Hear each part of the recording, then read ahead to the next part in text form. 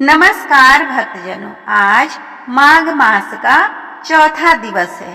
तो आइए माघ मास के चौथे दिवस के शुभ अवसर पर हम इस महीने के चौथे दिन की महात्म कथा को सुनते हैं। इसके पहले हमने पहले, दूसरे और तीसरे दिन की महात्म कथा सुना था, जो कि बहुत ही सुंदर और जानकारियों से भरा हुआ है। अगर आप वह वीडियो नहीं सुने होंगे तो उसका वीडियो का मेरे चैनल के प्लेलिस्ट पे मिल जाएगा, वहां से आप सुन सकते हैं ताकि इसके आगे की कथा अच्छे से समझ में आए। तो आइए विघ्नहर्ता श्री गणेश का नाम लेकर इस कथा को सुनते हैं। श्री वशिष्ठ जी कहने लगे कि हे महाराज, अब मैं माघ के उस महात्म को कहता हूँ जो कार्तवीर्य के पूछने पर दत्तात्रेय ने कहा था। जिस समय साक्षात विष्णु के रूप में दत्तात्रेय सत्य पर्वत पर रहते थे, तब महिष्मती के राजा सहस्त्रार्जुन ने उनसे पूछा कि हे योगियों में श्रेष्ठ दत्तात्रेय जी, मैंने सब धर्म सुने, तब आप कृपया करके मुझे माघ मास का महात्म कहिए। तब दत्तात्रेय जी बोले, जो नारद जी से ब्रह्मा जी ने कहा था, वही माघ महात्म मैं तुमसे कहता हूँ। इस कर्म भूमि भारत में जन्म लेकर जिसने माघ स्नान नहीं किया, उसका जन्म निष्फल है। भगवान की प्रसन्नता, पापों के नाश और स्वर्ग की प्राप्ति के लिए माघ स्नान अत्यंत ही आवश्यक है। यदि यह पुष्ट और शुद्ध शरीर माघ स्नान के बिना ही रह जाए तो इसकी रक्षा करने से क्या लाभ। जल में बुलबुले के समान, मक्खी जैसे तुच्छ जंतु के समान यह शरीर माघ स्नान के बिना मरण समान है।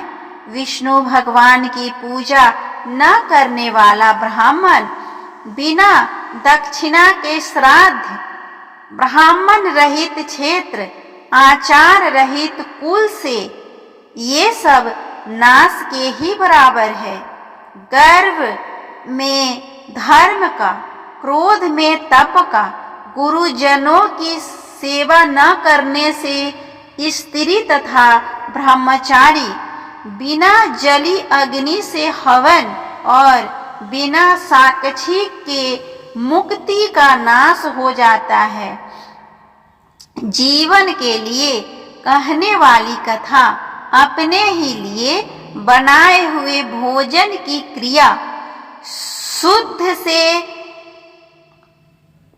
शूद्र से शिक्षा लेकर किया हुआ यज्ञ तथा कंजूस का धन, यह सब नाश के कारण है। बिना अभ्यास और आलस्य वाली विद्या, असत्य वाणी, विरोध करने वाला राजा, जीविका के लिए तीर्थयात्रा, जीविका के लिए व्रत, संदेह युक्त मंत्र का जप, व्यग्र चित्त होकर तप करना, वेद न जानने वाले को दान देना, संसार में नास्तिक मत ग्रहण करना, श्रद्धा बिना धार्मिक क्रिया, यह सब व्यर्थ है। और जिस तरह दरिद्र का जीना व्यर्थ है, उसी तरह माघ स्नान के बिना मनुष्य का जीना व्यर्थ है। ब्रह्मघाती, सोना चुराने वाला, मदिरा पीने वाला, गुरु पत्नीगामी और इन चारों की संगति करने वाला माघ स्नान से पवित्र होता है।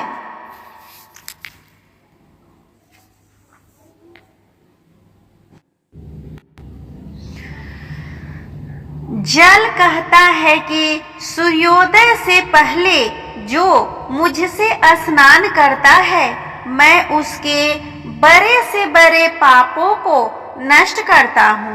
महापातक भी स्नान करने से भस्म हो जाते हैं।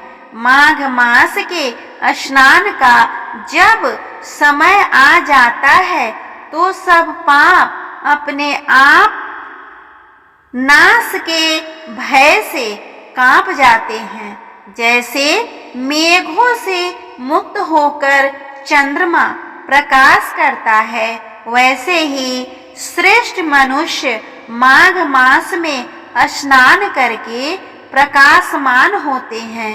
काया वाचा मनसा से किए हुए छोटे या बड़े, नए या पुराने सभी पाप नष्ट हो जाते हैं। आलस्य में बिना जाने जो पाप किए हो वह भी नाश हो जाता है। जिस तरह जन्म जन्मांतर के अभ्यास से आध्यात्मिक ज्ञान की प्राप्ति होती है, उसी तरह जन्मांतर अभ्यास से ही माघ स्नान में मनुष्य की रुचि होती है। यह अपवित्रों को पवित्र करने वाला बड़ा तप और संसार रूपी कीचड़ को धोने की पवित्र वस्तु है। हे राजन, जो मनवांछित फल देने वाला माघ स्नान नहीं करते वह सूर्य चंद्र के समान भोगों को कैसे भोग सकते हैं। इस तरह हमने सुना माघ मास महात्म कथा का चौथे दिन का अध्याय, जिसमें माघ मास के स्नान के महत्व के बारे में बताया गया है। उम्मीद करती हूँ आप सभी को यह कथा अच्छा लग रहा होगा। कैसा लग रहा है प्लीज कमेंट बॉक्स में बताएं, और अगर अच्छा लगे तो कमेंट बॉक्स में राधे राधे लिखना ना भूलें। अब हम मिलते हैं इस कथा पाठ के अगले अध्याय में माघशीर्ष मास के 5वें दिन। तब तक के लिए भगवान श्री हरि विष्णु और माता लक्ष्मी आप सभी पे अपनी कृपा बनाए रखें। ओम नमो भगवते वासुदेवाय नमः।